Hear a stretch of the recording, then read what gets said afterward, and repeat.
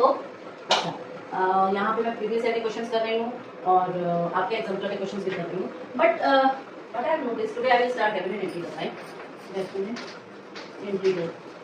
तो आप सब ने अपना टेस्ट पेपर देखा ही होगा, आंसर शीट, और उस आंसर शीट में मैंने ये ऑब्जर्व किया, क्योंकि देखो हम लोग क्लास में ये सारी चीजें डिस्कस कर चुके हैं, इसीलिए हम प्रैक्टिस सेशन पे हैं।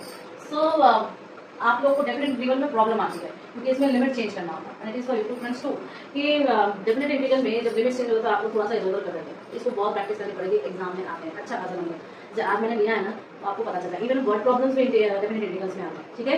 तो अब तक तो हम लोगों ने इंडेफिनिट इंटीग्रल किया, आज हम लोग डेफिनेट इंटीग्रल से स्टार्ट करेंगे। ये देखिए 2020 का क्वेश्चन, ये 2020 का क्वेश्चन, ये आपका शायद 2013 या 14 का है, ठीक है? सो सब जबकि आपके जो कॉम्पिटेंसी बेस्ड क्वेश्चंस आते हैं उसमें ये वाला क्वेश्चन है फर्स्ट, कि if f and g are continuous function, f और g जो है कंटिन्यूअस फंक्शन है in close interval of 0 to a, 0 and a में close interval, satisfying f of x is equal to f of a minus x and g plus g of a minus x is equal to a, then ये तो conditions दी हुई है, तो हमें ये value निकालनी है 0 से a के f of x, g of x, g of x। कैसे निकालेंगे बताओ? क्या आप डेफिनेट इंटीग्रल में बहुत प्रॉब्लम देखो तो घबरा जाते हो, ऐसा कुछ भी नहीं है। सी, हमारे पास I is equal to आपका 0 to a f of x, g of x, d of x, तो हम लिख सकते हैं I को 0 to a f of a minus x, g of a minus x, dx, ठीक है? या हम इसको ऐसे भी तो लिख सकते हैं, क्योंकि हम जानते हैं कि f of a minus x is equal to f of x and your f g of a minus x is equal to a minus g of x, ठीक है? ये दो चीजें हम जानते हैं, तो हम यहाँ से लिख सकते हैं इस चीज को कि I is equal to 0 to a f of x a g minus x, ठीक है? dx। सो मेरा I क्या बन गया? I बन गया बेटा जी a कॉमन ले लो, 0 to a f of x g of x minus 0 to a f of x g of x dx, ठीक है? यानी कि आप बोलोगे a 0 to a f of x dx minus I, ठीक है? तो ये I इधर चला जाएगा, तो ये 2i हो जाएगा, 2i is equal to a 0 to a f of x d of x is equal to, ये आपका I is equal to क्या हो जाएगा? a by 2 0 to a f of x d of x। समझ में आ गया? ये हमसे को पूछ रहा था, क्लियर? क्या है 2020 का है ये, 1 से लेके e तक का इसका बाउंड्री कंडीशंस है, लिमिट 1 से लेके e तक है, ln x upon x dx। तो यहाँ पे हम पुट करेंगे, put ln x is equal to t, तो x is equal to e to the power t, this implies that dx is equal to e to the power t dt, ठीक है? समझ में आ गया? तो ये क्या आ जाएगा आपका लिमिट, ये लिमिट देख लेते हैं, ये हो जाएगी आपकी t dt, अच्छा t dt तो हो जाएगी, लेकिन लिमिट कैसे चेंज करेंगे? x जब 1 था तो t आपका ln 1 is equal to 0, x जब e था तो t आपका ln e is equal to 1, तो इसका लिमिट क्या हो जाएगा? 0 से लेके 1 तक हो जाएगा, तो ये क्या बन गया बेटा जी? ये 1/2 हो गया, इसका आंसर क्या हो गया? 1/2, ठीक है? अच्छा, यहाँ पर देखो ये भी एक 2020 का क्वेश्चन है, क्या है? 0 to 1 tan of sin inverse x dx। अच्छा, अब यहाँ पर हम एक आइडेंटिटी यूज करेंगे sin inverse x की, sin inverse x is equal to tan of x upon 1 minus x square का अंडर, ठीक है? यहाँ पे करेंगे तो मेरा I क्या बन जाएगा? 0 to 1 tan of tan inverse x upon 1 minus x square का अंडर, ठीक हो सकता है कि नहीं बताइए? बस मैंने इस चीज को यहाँ पे पुट कर दिया, तो मेरा ये आ गया, ठीक है? x of 1 minus x square under होगा dx, यानी कि -1/2 0 to 1 minus 2x upon 1 minus x square under होगा, ठीक है? अब देखो, क्योंकि हम जान गए हैं यहाँ पर कि f dash of x upon f dash of x f of x under dx is equal to 2 of under of f of x होगा, ठीक है? क्लियर है ना? ये चीज हम जान गए हैं, तो हम इस चीज का इस्तेमाल यहाँ पे करेंगे, तो मेरा I क्या बन जाएगा? -1/2 twice of under 1 minus x square, limit लगाओगे 0 to 1 तक, तो ये क्या बन जाएगा? माइनस ऑफ 0 minus 1 यानी कि 1, ठीक है? इसका आंसर क्या आ जाएगा आपका? 1 आ जाएगा। क्लियर है ना?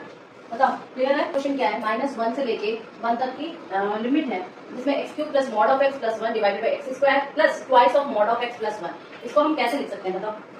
1 to 1 x³ mod of x plus 1 upon x square plus twice of mod of x plus 1 dx, या हम इसको ऐसे भी तो लिख सकते हैं मॉड ऑफ x स्क्वायर, या इसको हम ऐसे भी तो लिख सकते हैं -1 से लेके 1 तक x³ divided by mod of x plus 1 का whole square plus x plus 1 x plus 1 का whole square d of x, ठीक है?